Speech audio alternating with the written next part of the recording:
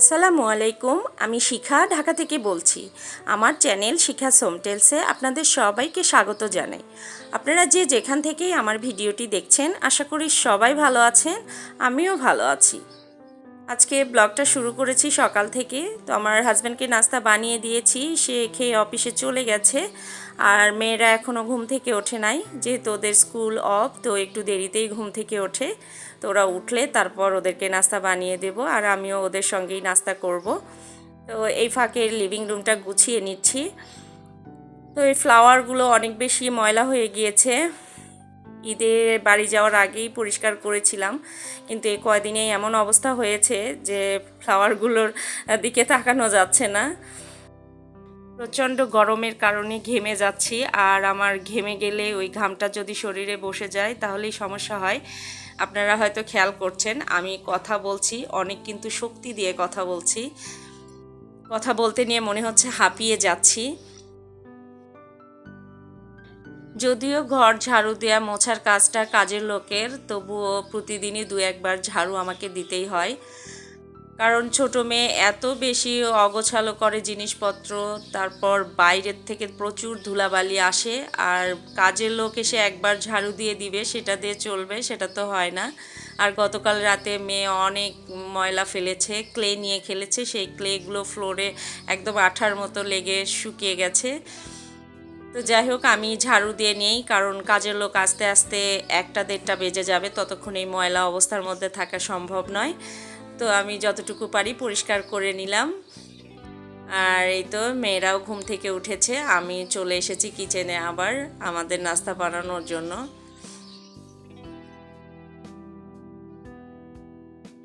এখন রুটি ভেজে নিচ্ছি আমার আর বড় মেয়ের জন্য। ছোট মেয়ে ঘুম থেকে উঠে বলছে সে নাকি সুপি পাস্তা খাবে, তো ওর জন্য আবার সুপি পাস্তা বসিয়ে দিয়েছি, রাইস কুকারেই দিয়েছি।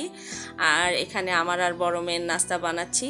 তো আমাদের দুজনেরও আবার রুটি দু রকমের, আমি লাল আটার রুটি খাবো আর ও ময়দার রুটি খাবে।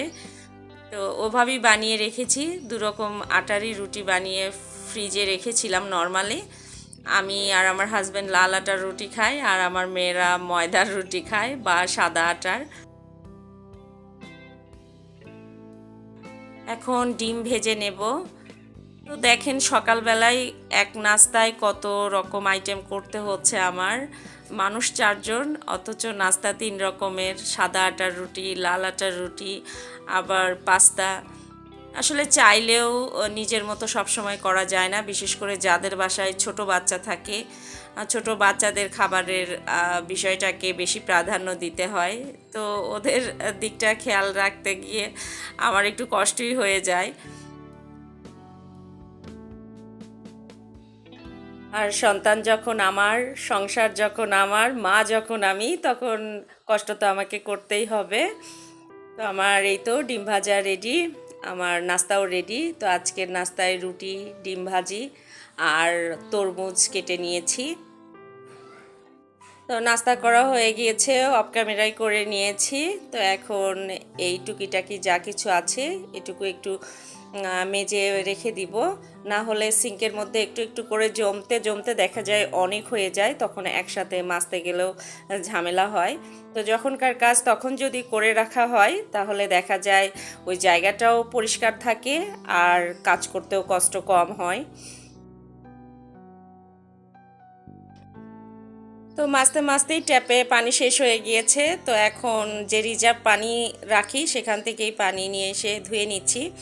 আমি সবসময়ই পানি রিজার্ভ রাখি, যতই পানি থাক বা যতই ভালো জায়গা হোক, বলা যায় না ঢাকা শহরে কখন কি হয়। এখানে অবশ্য পানির সমস্যা হয় না, পানি শেষ হয়ে যাওয়ার সঙ্গে সঙ্গেই আবার পানিও উঠায়। তবুও আমি পানি রেখে দিই এক্সট্রা। সবগুলো ওয়াশরুমে আমি সবসময় বালতি ভরে রাখি, কিচেনেও দেখা যায় একটা বালতি আমি সবসময় ভরে রাখি, কারণ বলা যায় না হঠাৎ সমস্যা হলে তখন অন্তত কিছু সময় চলা যাবে। এই তো আমার মাজা হয়ে গিয়েছে। এখন দুপুরের রান্নার জন্য সবজি কেটে নিচ্ছি। তো সবজি নিয়ে আমি ব্যালকনিতে চলে এসেছি। ফ্যানের বাতাসে আর ভালো লাগছিল না, মনে হচ্ছিল একটু খোলা জায়গায় বসি, বাইরের বাতাসটা ভালো লাগবে। ফ্যানের বাতাসে কেমন যেন একটা অস্বস্তি ফিল হচ্ছে। তো ব্যালকনিতে এসেছি, ব্যালকনিতে বেশ ভালোই লাগছে। তো আজকে বেশি কাটা বাছা নেই, কারণ রান্না করব শুধু একটা তরকারি। তো আলু পটলের ঝোল করব কই মাছ দিয়ে, আর গরুর মাংস রান্না করা আছে ফ্রিজে। আমি বা বড় মেয়ে খাবো না, আমার হাজবেন্ডও হয়তো খাবে না, কিন্তু ছোট মেয়ের তো লাগবেই।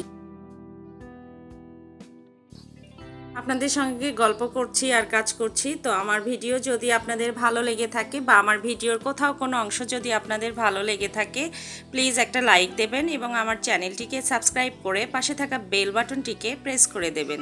তাহলে আমার ভিডিও আপলোড হওয়ার সঙ্গে সঙ্গে আপনাদের কাছে নোটিফিকেশন পৌঁছে যাবে, আর আপনারা সময় সুযোগ এবং সুবিধা মতো আমার ভিডিওটি দেখে নিতে পারবেন। আর অলরেডি যদি কেউ এই কাজটি করে থাকেন, তাকে জানাই অসংখ্য অসংখ্য ধন্যবাদ। আর আপনাদের যদি কিছু জানার বা বলার থাকে, তাহলে কমেন্ট বক্সে জানিয়ে যাবেন, আমি অবশ্যই অ্যান্সার দিব।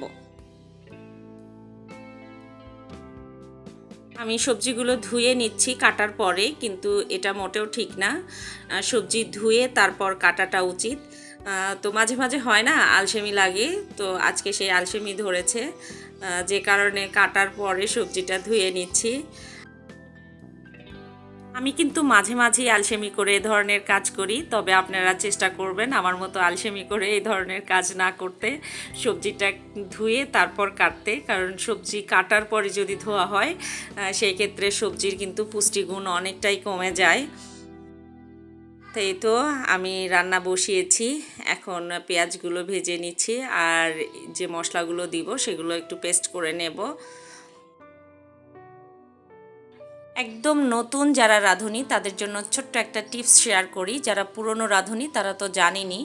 এই যে আমি মশলাটা পানি দিয়ে পেস্ট করে নিলাম, এটার কারণ হলো এভাবে পেস্ট করে যদি রান্না করা হয় তাহলে তরকারির কালার সুন্দর আসে, আর দ্বিতীয়ত মরিচের যে ঝাঁঝালো ভাবটা সেটা কমে যায়। কারণ তেলে যদি আমরা শুকনো মরিচের গুঁড়া ছেড়ে দিই, তাহলে মরিচের ওই ঝাঁঝটা অনেক বেড়ে যায় এবং রান্নার পরে ওই তরকারি খাওয়ার সময় দেখা যাবে গলাতে একটা ঝাঁঝালো ভাব হয়। তো যদি এভাবে পেস্ট করে রান্না করা হয় তাহলে মরিচের ওই ঝাঁঝালো ভাবটা কমে যায়। এই তীব্র গরমে রান্না খাওয়া যে কি কষ্টকর হয়ে গিয়েছে, মাঝে মাঝে মনে হচ্ছে যে যদি খাওয়া না লাগতো তাহলে তো রান্নাও করা লাগতো না। কারণ এই তীব্র গরমে চুলার কাছে থাকা যে কতটা কষ্টকর, সেটা একমাত্র যারা চুলার কাছে থাকে তারাই বোঝে। আর আমার যে সমস্যাটা হচ্ছে, আমি ঘেমে যাচ্ছি আর ওই ঘামটা শরীরে বসে সমস্যা শুরু হচ্ছে। আমার এমন একটা সমস্যা যে এই গরমে একটু ঘামলেও সমস্যা, আবার একটু যদি ঠান্ডা পানি খাই তো সমস্যা।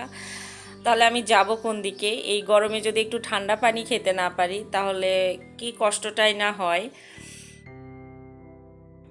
আজকের রান্না একটা তরকারিই করছি, তবে সবজির পরিমাণ একটু বেশি করে কেটে নিয়েছি, কারণ আমার তো ঝোল খাবার প্রতিদিনই দরকার হয়, আর প্রতিদিন একটু একটু ঝোল খাবার এই গরমের সময় রান্না করাও কষ্টকর। অতএব আজকে রান্না করে আমি কিছুটা একটা ডিশে করে উঠিয়ে রেখে দিব কালকের জন্য। এই তীব্র গরমের কারণে শুধু ফাঁকিবাজি রাস্তা খুঁজে বেড়াচ্ছি যে কি করে কম রান্না করা যায়, কি করে কম সময় চুলার কাছে থাকা যায়।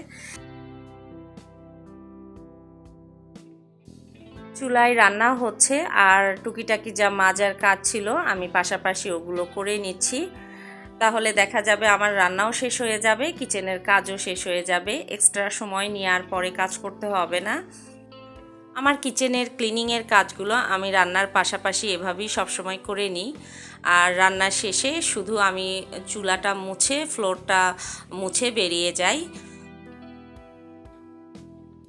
এখানে তরকারি রান্না হচ্ছে, আর রাইস কুকারে ভাত দিয়ে দিয়েছিলাম, ভাতটাও হয়ে গিয়েছে। এখন শুধু ফ্রিজের মাংসটা গরম করে নেব। তো এই তো আমার রান্না শেষ, মাংস গরম করা হয়ে গিয়েছে, অফ ক্যামেরায় করে নিয়েছি। আমি গরমের সময় কিচেনে যত কম সময় থাকা যায় সেই চেষ্টাই করি। যেমন কাটা বাছার কাজগুলো কখনোই আমি কিচেনে ঢুকে করি না, ওটা সবসময় বাইরে কোনো খোলা জায়গায় বসে করি। আর রান্নার সময় 2-3টা চুলা ইউজ করি একসঙ্গে, যেমন 2টা গ্যাসের চুলা, রাইস কুকার, তাহলে দ্রুত রান্না হয়ে যায়। বাসার সব কাজ শেষ, বাকি কাজগুলো অফ ক্যামেরায় করে নিয়েছি। তো এখন গোসলে চলে যাব, গোসল শেষ করে নামাজ খাওয়া, তারপর আবার বিকেলের একটু নাস্তা আয়োজন করব। তো এই তো আজকে বিকেলের নাস্তায় কিছু ফ্রোজেন আইটেম আছে, ওগুলো রোজার সময় কিছু খাবার ফ্রোজেন করেছিলাম, তো সেখান থেকে একটা আইটেম আজকে ভেজে নিচ্ছি। এটা খেতে অনেকটাই ভেজিটেবল রোলের মতো। ভেজিটেবল রোলের যে পুরটা ওভাবেই আমি তৈরি করেছি, আর পরোটার মতো বানিয়ে এই স্ন্যাক্সটা রেডি করেছি। একদিন একটু কষ্ট করে যদি কিছু খাবার ফ্রোজেন করা যায় তাহলে দেখা যায় পরবর্তী সময়গুলো একটু আরামায়েশে কাটানো যায়। যেমন ফ্রোজেন করা একটা আইটেম ফ্রিজে ছিল বলে আজকে আর আমাকে এক্সট্রা সময় নষ্ট করতে হলো না, এই গরমের মধ্যে কষ্টও করতে হলো না, শুধু ফ্রিজ থেকে বের করে ভেজে নিচ্ছি। আর অবশ্য স্যুপ বানিয়েছি, ওটা অফ ক্যামেরায় করে নিয়েছি, কারণ সব যদি ভিডিওতে শেয়ার করতে যাই বিশাল বড় হয়ে যাবে ভিডিওটা।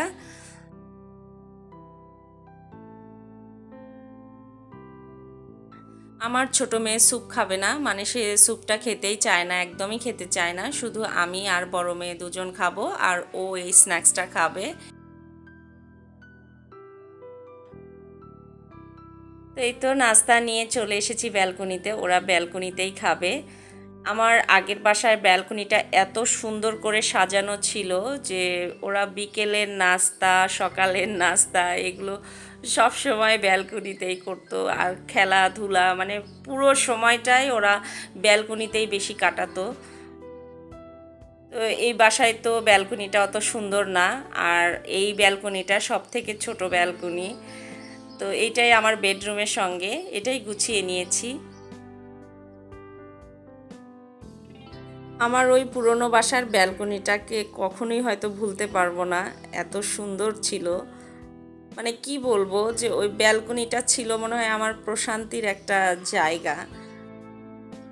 আমার ওই ব্যালকনিটা যেই দেখতো সেই খুব পছন্দ করতো।